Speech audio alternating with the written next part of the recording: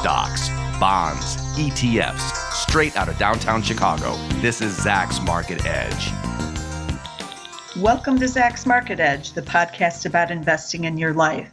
I'm your host, Tracy Brynick, and this week I'm going solo again from my dining room here in downtown Chicago to discuss how you can take back at least some control of your investing decisions right now during the craziness of the corona crisis. And as always, I'll be discussing some stocks investors should consider maybe nibbling on right now as a way to kind of get back some of that control. So I'm sure a lot of people are reading a lot while they're working from home or just stuck inside right now. And I saw an interesting article on NewYorkMagazine.com. It's NewYorkMag.com is their actual website. And it was by Josh Barro, Barro, and it's titled, How a Riskier World Has Me Rethinking Investment Risk. And of course, immediately when I saw the title, I was like, ooh, this is something about, investing, obviously, which you don't see every day on the New York Magazine site. And so, my antenna went up and I was like, oh, I got to check this out. And the article is very interesting and it goes to what I wanted to discuss today. So in the article, he starts immediately talking about how he owns stock mutual funds. And he takes money out and, whenever he's got some extra cash and he puts it into low fee stock index funds. And we've talked about this on the podcast too, as a way to just do general investing. There's nothing wrong with buying Vanguard's low fee funds like the S&P 500 fund. That one is ticker VOO. This is a good method to slowly be buying some stocks here, especially on the downturn. It doesn't take any genius level knowledge. You're just buying the entire index. And I actually own the VOO in my own personal fund because it's so easy and it gives me that broad index. So nothing wrong with doing that. And we've talked about it. And he even says in the article that he believes in set it and forget it. And there's nothing wrong with that either. So then what happened a week and a half ago, he decided to sell a third of the funds during the market panic. He just kind of freaked out, decided to sell only a third. He didn't sell it all, but he did sell a third. Now, he claims in the article that he's not market timing, that he's not making a bet on where the Dow will be a year from now or 5 years from now or any of that. He only was making a bet that the coronavirus will have an impact on the U.S. economy and companies, and no one yet knows how much that will be. And he actually never tells us how old he is either, because I read through the article twice to try to gauge, is he near retirement? What, did that make him get a little more crazy? But he says that he is not at or near retirement age. So I don't know what that means. Is he a Gen Xer? Is he 40 or even older millennial in his late 30s? Maybe. But he did say he wanted to limit his risk to the U.S. economy because that's where his job is also tied to. As we all know, a lot of people are, getting laid off right now and otherwise might be looking at some layoffs. So he wanted to get out of investing in things that are also where his wealth can be hit. And so that was by limiting any connection to corporate America, basically, in his investments and retirement accounts. Now, Mr. Barro is taking a broader approach to diversification than what I've talked about here on the podcast in the past. Remember all the advice to never have a huge chunk of your portfolio in your own company stock? That was mainly happening during 2008, 2009, when a lot of people owned bank stocks and they worked at the banks, and then the banks went bankrupt. And so not only did you lose your job, but you also lost, a lot of wealth wrapped up in that stock, in a retirement account or any kind of account. And so we also saw that with Enron. A lot of the Enron workers owned their own company stock because it had been soaring, and they were paid like special bonuses and given incentives through the stock. So some had, 10%, 20% of their retirement portfolios in Enron stock. Then it went under, then they got laid off. So everything is pummeled, and they're in a really bad place. So it was deemed too risky, and everybody was warned, don't do this, never have more than, say, 5% of your company stock in your portfolio. Even that might be too high. But he's taking it a step further and literally saying, I don't want to even have any exposure to corporate America or the economy because my job could be at risk with this downturn as well. So he does go on to say he was preserving his assets by selling, and that's basically in case he needs it. But then he went on to use the cash to buy bond funds. And then those got pummeled last week as well. Along with everything, even gold was down. In these kinds of sell-offs, basically everything gets sold off as people try to just preserve cash. And that's what he admitted after he talked with some market experts in the article, that, everything was getting sold off, and maybe that was a bad move to go into the bonds. But then he admits at the end of the article that why he really sold a third and moved into cash and then into bonds was to try to basically, he says, assert control, and he does use control over some kind of risk in a world that has become more scary. And I think we can all relate to that. And he was really recognizing that that's really the emotions behind his behavior. And it really wasn't about trying to time the market, but it was trying to basically, as he says, have some control over something in his life. And that was able to be recognized and done through his stock investing accounts.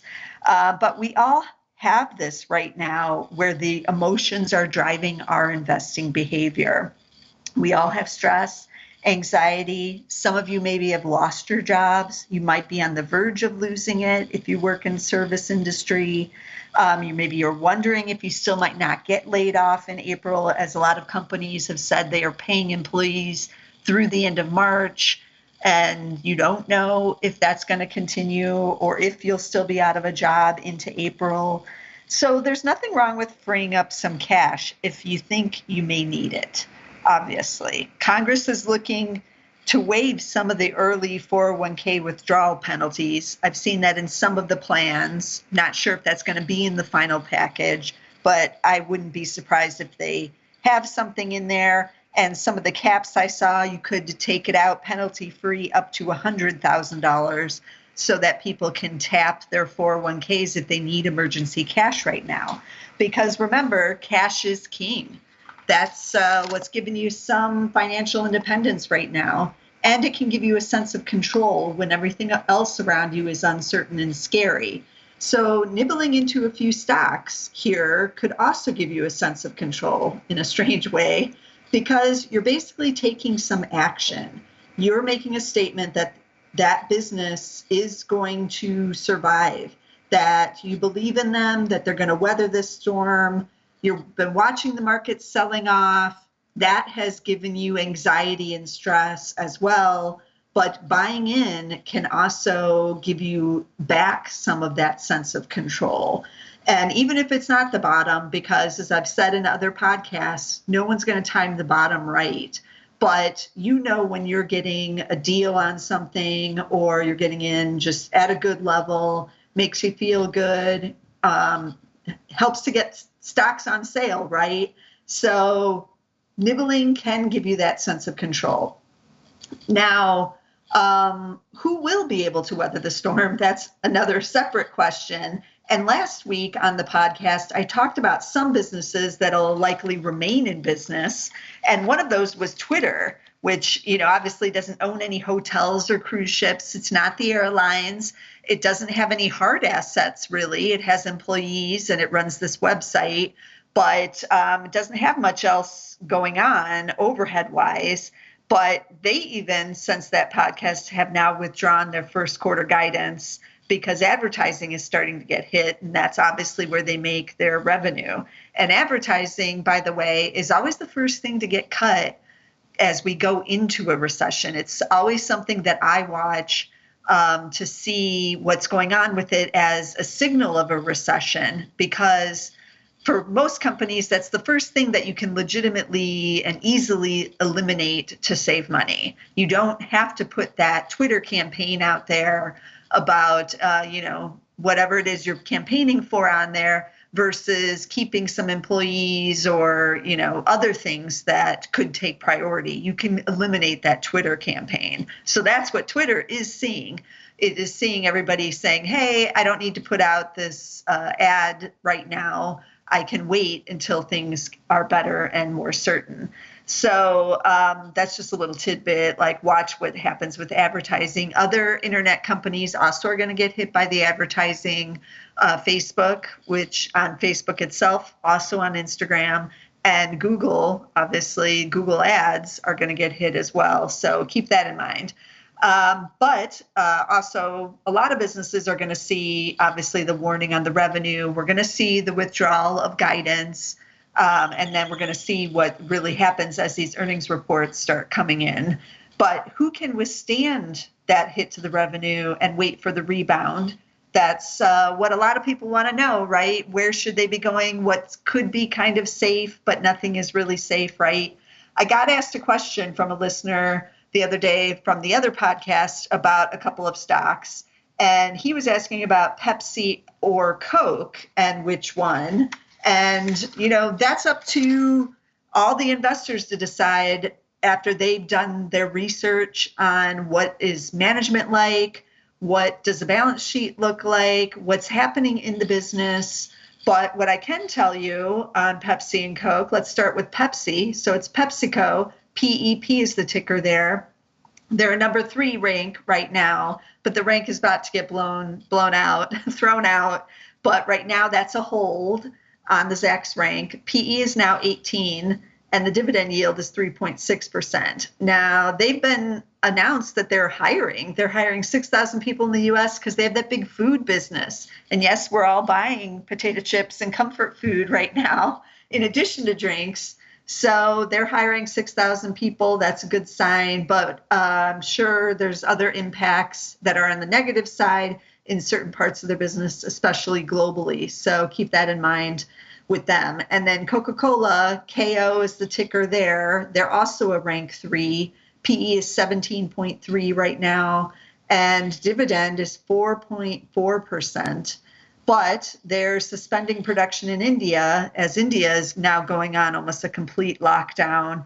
And actually, they own the Costa Coffee chain in the UK, and that has been closed over there. So again, know the business, know what they own. I'm sure there's, again, other divisions and issues and things going on that you really have to dig in and see. But these big global companies are going to be impacted because they're global, but they also have a lot of firepower behind the business. So those are a couple of just the drink makers and products. And then switching over to some of the restaurant stocks, McDonald's, MCD. I still like McDonald's here. They didn't see much impact from the China shutdown because that was franchises over there. But in the U.S., they do have some corporate-owned stores here, so they are going to see some hit. They are still doing takeout and drive-through at a lot of McDonald's, but for how long, that remains to be seen. All the stores are closed now in the UK and Ireland, and I'm sure in several other European countries. So, but they're still McDonald's, right? PE is now 16, dividend yield 3.7%. Shares are volatile. They'll go up on the big days and down on the other days, but still down 19% year to date, even though we're seeing a big one-day rally here while I'm recording this on March 24th. So still down in close to bear market territory, even with the rebound here. Oh, it's the Zacks rank 2 as well, which is the buy. Starbucks, what about them? Ticker SBUX. I actually own Starbucks in my own personal portfolio. Are they one of the ones best able to handle the closures? The Starbucks CEO was just on CNBC, and he's been talking to a lot of the media in the recent weeks because they've dealt with this over in China. They had a complete shutdown over there, but now 90% of their stores are back open, just starting to roll out the openings in Wuhan, which was the worst hit. So basically, they already know the drill. They know what happens to their stores when they get shut down. They know the type of financial hit it takes, and they know so far how long it takes to reopen. So they have a plan in place, unlike a lot of other businesses who really have no idea what they're about to face. But Starbucks does. So I like that. I like having maybe some certainty. They're still seeing pretty dramatic drop in sales in China, even with the stores reopening. That's going to take some time, but they know and have said we're talking about 2 quarters of a hit here to revenue and earnings, and then hopefully they're coming out of it. So there's Zacks number 3 hold right now. The PE is only down to 20 times, so they got pretty expensive here in recent years. Still down 25% the shares, even with the big move we're seeing in this rebound day, turnaround Tuesday, and dividend yield 2.9%. So might be one to keep on your list there too. And then another one you might not be really thinking about is a company like Sony, ticker SNE. I've talked about them a lot on the Value Investor podcast because their PE right now is still just 12.6 times. But they've been cheap even until recently. And now with the sell-off, they're down 17% year to date. But they have PlayStation 5 coming. And people are right now gaming up a storm even. Microsoft said Xbox was like the holiday season right now because everyone was gaming. And Sony's also got some movies. They're rolling those out. You can buy on demand, the Jumanji sequel and a couple others. So that's helpful. They also have the largest music catalog, or among the top 3 largest. So don't know how much music is being downloaded right now. Everybody's inside, but that could be seeing a surge here too. So Sony, I like them a lot. SNE, they pay a dividend, but it's very small, 0.5%. They also not widely followed because they're a Japanese company. And so not a lot of analysts on them. So they kind of stay hidden here. They're big conglomerate though. So I like those here. And they are going to be conservative here with what's going on everywhere. So take a look at some of these large caps. Make sure you're checking out balance sheets. And really, my advice is to try to take control, at least in one area of your life, through investing. Everything else may be up in the air, but those of us who like to invest, we have this still. And one other little reminder, if you can't sleep at night because of what your investments are doing, it's okay to be in cash. Cash is still king, and you should never be invested in something that keeps you awake, no matter what it is. So try to be mindful of that and keep your own mental health in check as much as possible, obviously, too.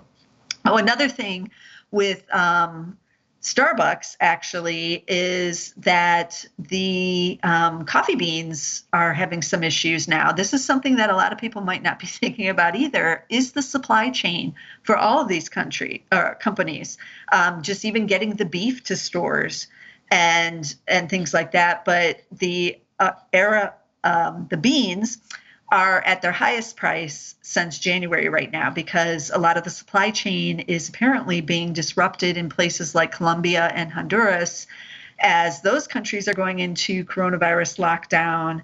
Now, in Colombia, the federal government there considered agriculture to be essential, but some mayors apparently, according to Bloomberg, are saying that the workers cannot go work, and they're telling them no. So that is putting a supply chain issue on the beans. That means a lot of coffee places and that need the beans are ordering as much as they can right now, pushing up the price, limiting inventories. So that's just one of the things going on out there that all these companies are going to have to be dealing with.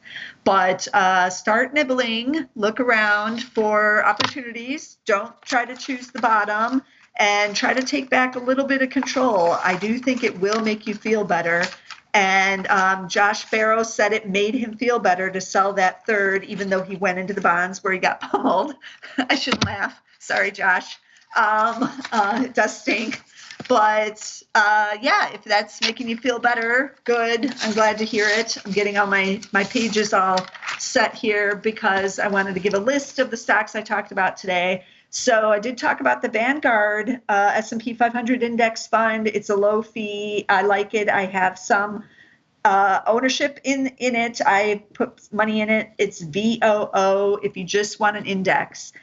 We talked about Twitter because I covered them last week, and now they've withdrawn guidance. So some issues going on there with the advertising TWTR. Then the 5 stocks, PepsiCo is PEP, Coca-Cola is KO, McDonald's MCD, Starbucks SBUX, and Sony SNE. I own Sony in the Value Investor, and we've held on to it over there. And I own Starbucks in my own portfolio. I did own McDonald's in the Insider Trader, but we had to get out of that. But I'll be watching to see if any insiders buying into McDonald's after they report earnings coming up in a couple of weeks. But reminder to always look at all the financials and do some research on the companies you invest in. But I am struck by the list of the 5 here that most of these companies have been around 30, 40, 50 years or more. So pretty experienced, and I like that right now. So keep that in mind too. And remember, you don't want to miss a single episode from my dining room. I'm bringing it to you every week here during the crisis and beyond. So subscribe. We are on SoundCloud. And we are also on Apple Podcasts, and we're on Spotify and wherever else you can get podcasts. But be sure to get us every week, and I'll be back again next week with some more stocks. This material is being provided for informational purposes only, and nothing herein constitutes investment, legal, accounting, or tax advice, or a recommendation to buy, sell, or hold a security. Do not act or rely upon the information and advice given in this podcast without seeking the services of competent and professional legal, tax, or accounting counsel. Publication and distribution of this podcast is not intended to create, and the information contained herein does not constitute an attorney-client relationship. No recommendation or advice is being given as to whether any investment or strategy is suitable for a particular investor. It should not be assumed that any investments in securities, companies, sectors, or markets identified and described were or will be profitable. All information is current as of the date herein and is subject to change without notice. Any views or opinions expressed may not reflect those of Zacks Investment Research as a whole.